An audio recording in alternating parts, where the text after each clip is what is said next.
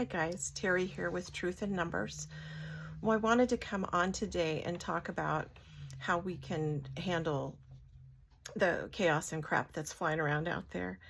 So before I get into that, I just wanted to mention a couple of tools that I've been using that are helpful in disrupting that cortisol reaction that we have physiologically that leads us into fear and anxiety. So there's something that we can do. There's two things that we can do that I've been doing to kind of keep us away from intense fear.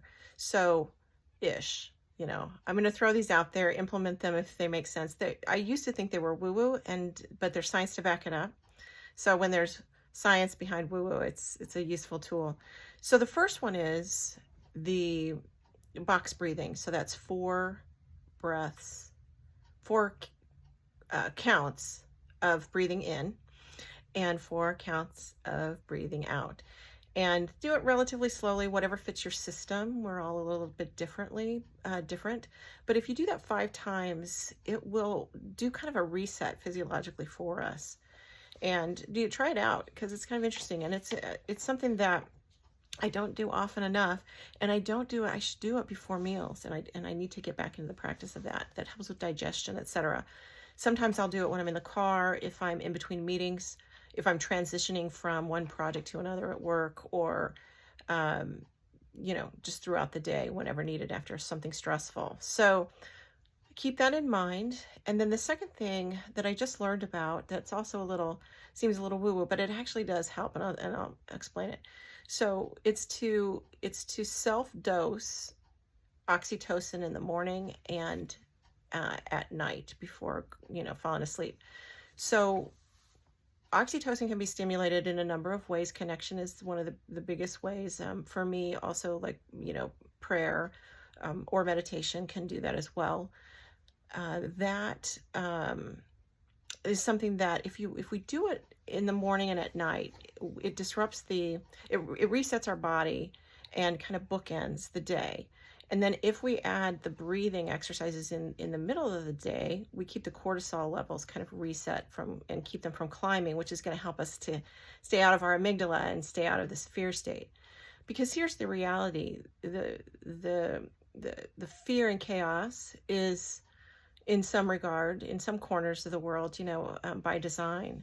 And to the extent that we walk around, in fear, we're being manipulated by chaos and crap and all that. And to the extent that we get manipulated, we can be controlled potentially. So let's not let that happen to us. We own our own mind space, and we can manage it. And so that's the goal, not always achievable, but we try, right? So when I think about keeping myself in a good headspace, I'm conserving emotions, I'm conserving energy, I'm maintaining focus, and that's where we want to be ideally. So there are 3 things that can help me do that, but 3 things to keep me on the right path. Let's start there. So we all know the rabbit trail that leads to fear and chaos. We've been on it several times. We've run that trail to the ground, right? We all know it, and we've known it for years.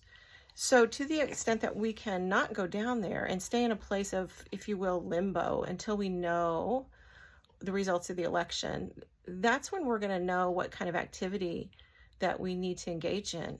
Before then, we just don't know. So because we've run this exercise of what could happen and all the bad stuff and what possibly would be our response to anything, one way or the other, however the election turns out, we've done that. Let's save our energy and not go there. So if we're going to try to keep our headspace on this other path, not the rabbit trail that we know so well, but on another path of limbo, a park bench, if you will, in our mind, to just kind of hang out there. And it's really a mental exercise that the more you do it, the stronger you get, and the more swiftly and efficiently you can move from the waste of energy rabbit trail and stay, on the park bench, so to speak. This is a mind exercise that we can do, and it's really helpful. And I have listed out 3 things that kind of help me redirect from the rabbit trail over to the park bench. And so one of them is just distracting myself, getting up for a walk, calling a friend, just whatever, to just distract myself, playing a game on my phone, anything um, that might do that. And then connecting with others. So relationship connection, that really, that really does help me to like pull back and move toward the park bench.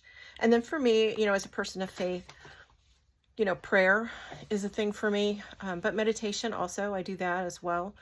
I have an app on my phone that helps me to kind of um, switch gears, if you will. So, um, so those are just suggestions, and just want to encourage everybody to try to stay away from the fear and anxiety, because we'll deal with that when it comes, if it comes, And the thing is that we got stuff to do, whether the election goes one way or the other. So we're all going to be here still working away at stuff. And in the meantime, let's take a couple days to just give ourselves a break. We need to do what we've decided to do, which is to vote, help others get to the polls, answer any questions that will help our friends, family, neighbors have a better knowledge base from which to vote. So all that stuff. So that's the gist of it for today. Um, let's all take good care of ourselves out there. We can do this. We can get through, and it'll soon be decided. And you guys take care. Bye now.